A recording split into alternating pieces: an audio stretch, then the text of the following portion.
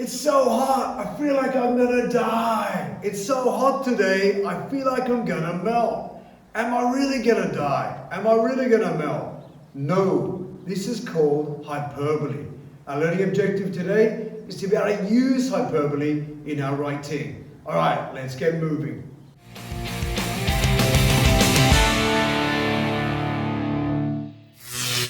This is our awesome checklist for today's lesson. This is our roadmap for success. So our learning objectives for today's lesson are, number one, to be able to know what hyperbole means. Then, to know some examples of hyperbole.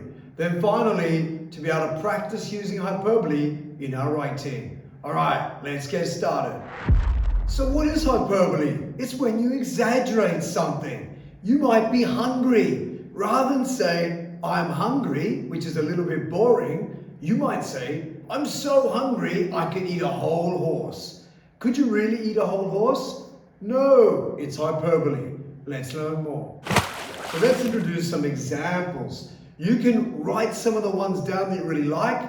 You might even be able to innovate or change some of them a little bit.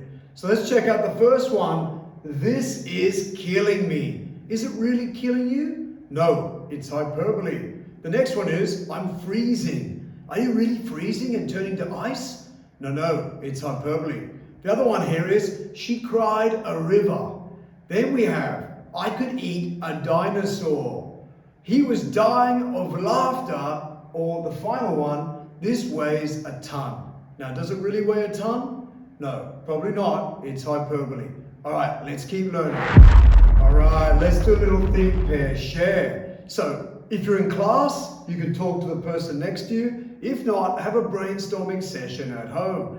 Check out these pictures. Can you think of any hyperbole you could use? So, we're going to give you some examples. So, for the first one, this is the most beautiful flower in the world. Is it really? Maybe not. It's hyperbole. Then we have, it is raining buckets. And I was frozen to death. It was so cold. Now, over to you. Have a little brainstorm. Can you think of other hyperbole for these pictures? Or can you innovate and change the ones that we've given you as an example? All right, get sharing.